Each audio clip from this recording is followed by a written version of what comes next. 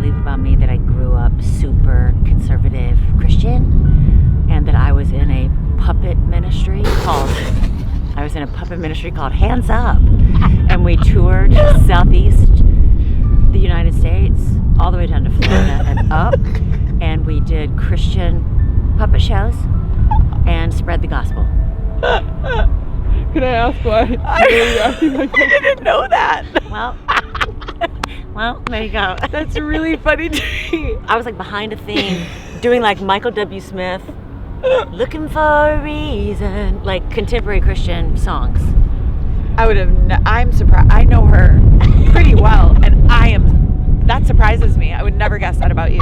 I just put it away. Why do you think that's something people wouldn't believe about you today? I just don't seem like a small-time puppeteer, I guess.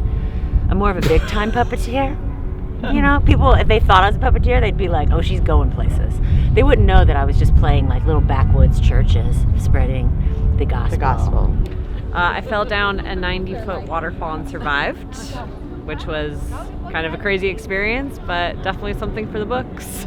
I was crossing a river, which you're not supposed to do in the heat of the spring with all the snow runoff, and I made it fine, but my keys fell into the river, so I reached for them and I lost my footing, went right over the waterfall, and I definitely thought that was the end. Had one of the near-death experiences, which was definitely an experience, but it changed things for me, and I came out of that. I quit my job and changed my entire life, and it was probably the best thing that ever happened to me, actually. Wow, and you said you didn't have a good answer. So if you weren't caught by the tree, like that would have been. Yeah, there was a moment where I just thought I'm just gonna succumb and I'll probably hit my head and that will be the end of it. And that was when I was caught by a tree, and so then I had to figure out how to get out after that. I got helicoptered out, got to see the whole city. It was kind of a cool ride, but yeah, that's how we made it out. Something you wouldn't believe about me. Well, I'm Brady Watt. I'm a bass player. I've been doing it since I was a kid. I'm one of the most recorded bass players in hip-hop history. Long time ago, when in my 20s I already was. And I'm known for a lot of stuff since then as well. And I guess people wouldn't believe that about me. You know what I mean? Why do you think people wouldn't believe that about you? Well, if you don't know, you don't know. But people know my music, you know what I mean? There's a lot of people listening to me every day. A lot of people probably don't know it's me. In the 10th grade, I bought pot, and then I got caught, never got to smoke it, and I went to juvie for 2 weeks. So when you tell people that you went to juvie, they're usually pretty shocked. Yeah, because I had never done anything. I had never even got silent lunch. I was the goodiest two shoes there was, and then I just got shipped to juvie. What was that experience like? Awful. There was cops everywhere. They had to metal detect me, and they had to pat me down every day. And in my classroom, because it was still like school, there was this kid who had stabbed his teacher. There was another kid who had strangled a kid. And there was just me. And they were really nice. We became good friends. They were the nicest. So, yeah, I have no clue where they are now. Probably still in jail. But I'm good. I'm here in Central Park. You wouldn't believe that I'm Spanish because I look black. I love waiting for them to finish talking in Spanish, and then I answer in Spanish, and they're like, oh my God, she just understood everything we said. Sometimes it's okay, and then sometimes you get a little bit upset because every time you walk into a store, they're like talking in Spanish, and you're like, so that's what you think about me. Like, wait, actually now that you wouldn't believe? Yeah. I guess I don't know what you would believe, but that I speak Arabic? I was going to say that you're Arabic. Yeah. I am half Palestinian, Jordanian. Okay. أنا بتحكي عربي. أنا بفهم كتير بس بتحكي شوي. That means I understand a lot and I speak just a little. Yeah, that's actually interesting. Because we were just talking about this today. Like, my dad was a refugee from Palestine in 1948 and is I am first generation American, and everyone assumes I am a privileged white girl. And I just always think that, like, does bother me. Yeah. I'm looking to my longtime friend, Jen, here for And this is all true. I can confirm Yeah, but it does like that. So I'm always like, you don't know me, man. You don't know my story. You don't know what I've been through. Don't judge a person by their face. That was the Or working just title like for Don't no. Judge This Me is by my this is my final thought. This has nothing to even to do with your question, but this is what we've been talking about all day. Nothing is good or bad unless you think this is good or bad and decide it is good or bad. The stories we tell, the stories we get stuck in when we're like, nobody ever picks me for things, or I'm not worthy of this, or I'm on the outside, and you could just as easily be telling yourself like, everybody wants to be around me, and people choose me all the time, and the right people choose me, and my life is so great, and it's spring, I'm sitting in Central Park with my friend of 20 years, and that's so cool. It is a bit windy for my liking. What you wouldn't believe about me. I'm a good man. I'm an honest man. I'm a short man. I'm a skinny man. I'm very ugly. I don't know what else people wouldn't believe about me. I don't like drinking. And I don't gamble. And women love my personality. No?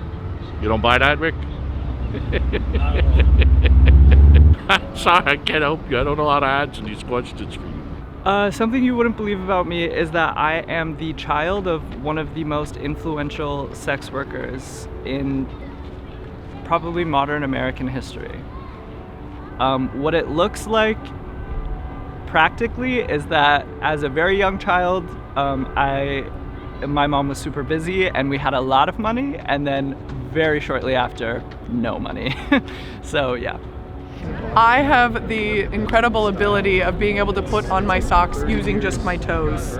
So I can take them off and sort of pincher them on and scoot them up my foot. But I don't think I've ever had to do it. But that could happen, like say for example you were kidnapped and your hands were behind your back and your feet were cold.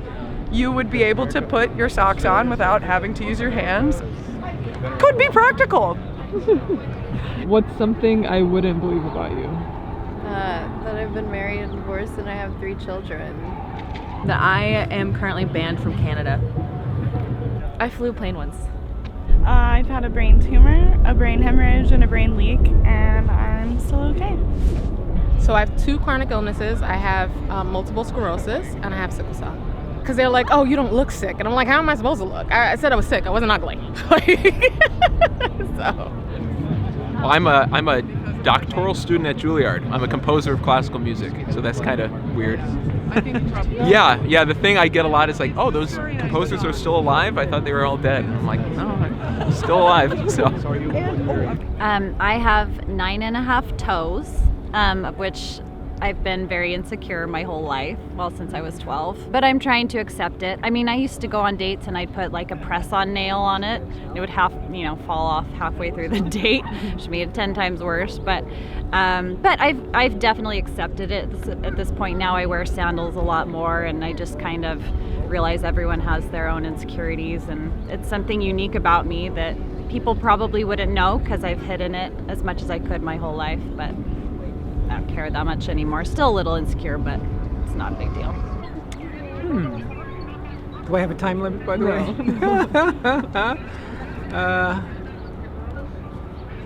Let's see. That somebody can be mathematically inclined, a good dancer, and looking for the divine all at the same time. Would you say that that's you? I would say that all 3 are me, yeah. Do you ever find that personally that those things contradict themselves within you? Not anymore. But you used to? Some. And how did you resolve that? These are a lot more questions than 3. I know, because your answer was so interesting. It's not a resolution that had a definitive path. It's just, living through life. Somehow things hopefully will continue to make some kind of sense. Okay. I'm a very loving, caring person. I feel like coming from New York, a lot of people tend to have the idea that a lot of people around here are very having people see me in that light is kind of disappointing. I'm out here trying to meet as many people as I can and have a good time. It's disappointing, but fun at the same time. I like disappointing, or I like changing people's minds. You know what I'm saying? Like, people come up to me thinking I'm some type of way when I'm the complete opposite, and it's always fun that way. I feel like it's an experience. Were you born and raised in New York? Yes, sir. What Up in part? Harlem. Yo, word, yeah, there. Sugar Hill. I think Harlem is probably the best neighborhood in New York. You get the best of everything, you know? That's really all it is. Enjoy the life, keep experiencing, and keep asking questions, keep learning about yourself. That's what the New York experience is. I feel like everybody should get to experience that.